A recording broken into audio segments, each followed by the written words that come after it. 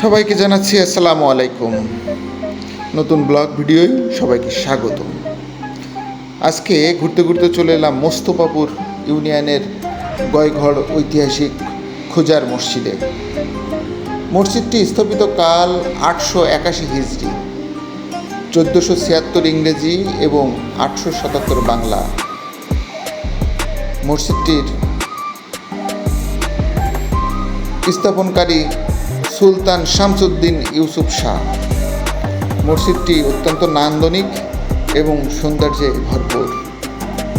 মসজিদটির ভিতরে নামাজ পড়তেই মনের ভিতরে যেন কেমন একটি প্রশান্তি অনুভব করা যায়।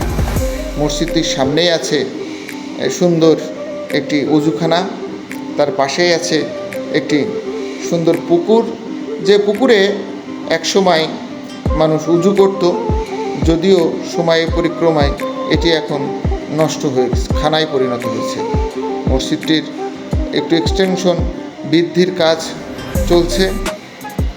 মসজিদটির ভিতরেও বড় একটি গম্বুজ দেখা যায় এবং গম্বুজের গায়ে লা ইলাহা ইল্লাল্লাহু মুহাম্মাদুর রাসূলুল্লাহ সহ বিভিন্ন দোয়া কালাম লেখা আছে।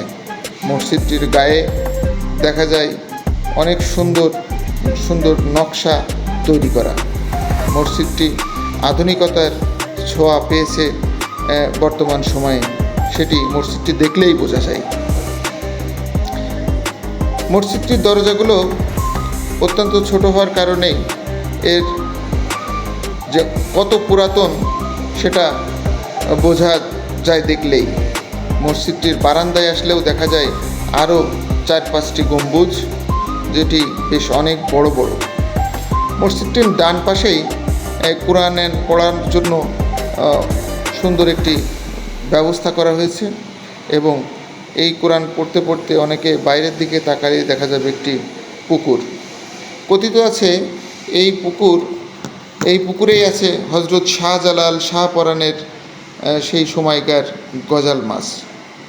অনেক বড় বড় মাছ হয়, এই মাছগুলো কখনোই কেউ ধরে না বা এগুলো মারে না। অত্যন্ত সুন্দর এবং নিরিবিলি পরিবেশে এই জায়গাটা উপলব্ধিটা আসলে কাউকে বোঝানো যাবে না। এর পাশে আছে একটি মাজার শরীফ। বিবি খুজারের মাজার শরীফ অত্যন্ত সুন্দর। এখানেই দেখা গেল সিন্নি দিতে। তাদের কাছে জিজ্ঞেস করলেই তারা বলল, আমরা বছরে 3 দিন এখানে আমাদের পরিবার থেকে সিন্নি দেওয়া হয়। দেখতে দেখতে আমাদেরও সময় শেষ হয়ে গেল। আজকের মতন এখানেই বিদায়। সবাইকে ধন্যবাদ।